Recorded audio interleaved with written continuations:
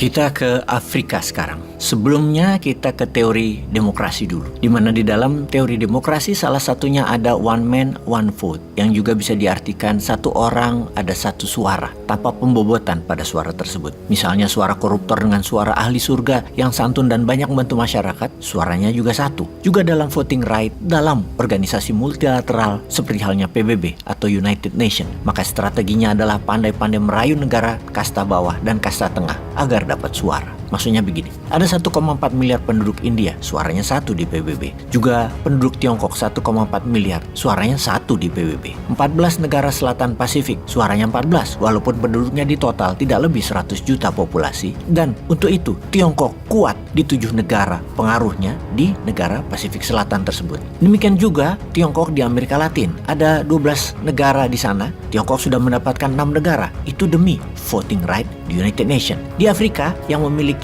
54 negara dengan populasi 1,4 miliar manusia di sana, di mana pertama Israel mencoba membangun kekuatan di sana, juga Amerika, Inggris, dan Prancis. Namun dengan masuknya Tiongkok di sisi timur Afrika, selatan Afrika, kemudian masuknya Rusia di tengah dan Afrika Barat, nampaknya pengaruh Barat tinggal 30% saat ini di Afrika. Sebelum kita ke Afrika, kita mengingatkan keunggulan demografi Indonesia ada di tahun 2030 yang kalau Indonesia tidak ambil, maka untuk selamanya Indonesia akan ketinggalan. Apa maksudnya bonus demografi? Bonus demografi yang dimaksud adalah masa di mana penduduk usia produktif antara 15 sampai 64 tahun atau 65 tahun saat ini akan lebih besar dibandingkan usia produktif, yaitu 65 tahun ke atas, dengan porsi lebih dari 60% dari total penduduk Indonesia. Bonus demografi ini tidak lama, tidak lebih 10 tahun, dan setelah itu populasi yang tidak produktif akan disangga atau ditanggung oleh usia mereka yang produktif, yang menjadikan beban negara ini menjadi berat. Katakan seperti di Eropa Barat, sekutu Amerika, usia yang tidak produktif di bawah 15 tahun dan di atas 65 tahun sudah merupakan 50% lebih populasi, yang mana yang tua lebih banyak dari yang muda. Artinya yang di atas 65 tahun lebih banyak dari yang 15 tahun ke bawah. Bahkan di Jepang lebih ekstrim lagi, pertumbuhan bayi minus, sehingga penduduknya saat ini di Jepang berkurang. Tiongkok sudah 50-50 antara produktif dan usia tidak produktif. Amerika 60-40, yang produktif hanya 40%, banyakkan penduduk tua. India dan Afrika bonus demografinya masih jauh, di mana saat ini usia yang di bawah 15 tahun dibanding dengan usia antara 15 sampai 65 tahun masih besar. Kembali ke topik. Intinya Afrika itu masa depan dunia. Jumlah negaranya banyak, usianya muda, dan kemarin ada pertemuan tingkat tinggi antara negara-negara Afrika dengan Rusia, Russia Africa Summit. Pertama terjadi di tahun 2019 di kota Sochi, kota salju yang sengaja diundang di sana sebagai impian banyak negara Afrika tentunya untuk merasakan udara dingin dan salju. Sochi juga merupakan resort city, sangat indah dengan banyaknya resort mewah dan villa mewah di sana. Tema kali ini di tahun 2023 adalah Peace, Security, and Development. Namun di tahun 2023 ini tidak diadakan di kota Sochi, namun di kampung halamannya Putin di Saint Petersburg, 27 sampai 28 Juli 2023 kemarin. Tema bagaimana membangun kekuatan geopolitik Rusia Afrika dalam security, keamanan di Afrika dan membangun Afrika. Dan untuk perdamaian serta pembangunan,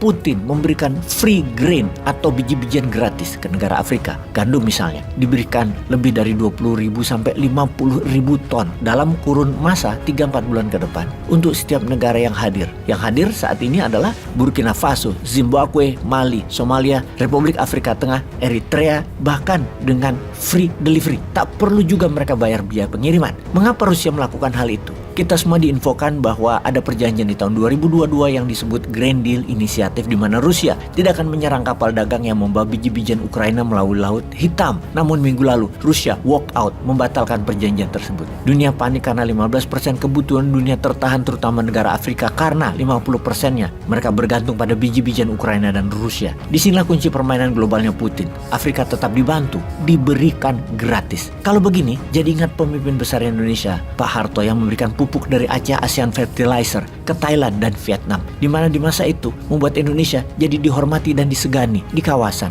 Dan ketika musim paceklik di Indonesia kering, kemarau, hasil pertanian turun, apa yang dilakukan negara sahabat tersebut? Thailand dan Vietnam memberikan gratis pangan tersebut, sehingga Indonesia tidak pernah kekurangan dan tidak harus beli. Sebuah lobby tingkat tinggi yang dilakukan oleh Pak Harto membuat dirinya menjadi world class leader di kawasan. Rumus give first then you will get adalah rumus yang dipakai oleh pemimpin global. Beda kalau pemimpinnya atau pejabatnya minta terus atau asking terus, minta pinjaman atau hutang maksudnya, ya negara kita jadi negara tidak berdaulat. Kembali ke strategi keamanan yang diharapkan menstabilkan keamanan negara-negara Afrika, mereka memerlukan perpanjangan tangan Kremlin yang kita semua tahu, Wagner Group maksudnya. Penjelasannya kenapa mereka ingin damai. Untuk membuat sebuah negara kolonialis itu selalu berkuasa, mereka selalu memecah kekuatan lokal dan selalu dibuat tidak stabil keamanan wilayahnya sehingga mereka di dalam sibuk saling cawe-cawe dan berperang, dan kolonial ambil barangnya. Oke, kita jelaskan. Kita ambil contoh Yogyakarta di zaman Belanda. Ada kerajaan kuat yang bernama Mataram. Oleh Belanda di tahun 1757 kerajaan Mataram dibagi menjadi 3, yaitu Kasultanan Yogyakarta, Kasunanan Surakarta, dan Mangkunegaran. Daerah Mangkunegaran diperintah oleh Mas Said yang diberi gelar Pangeran Adipati Arya Mangkunegaran.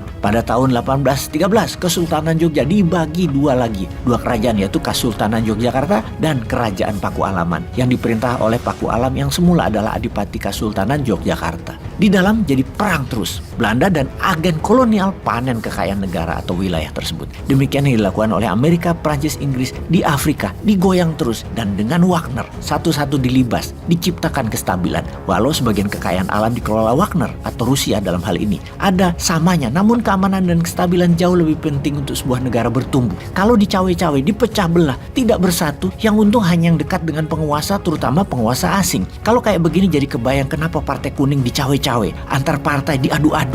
Tujuannya apa ya? Ide siapa sih ini diacak-acak terus negaranya? Jadi kangen pemimpin global ke depan yang Indonesia punya. Peace.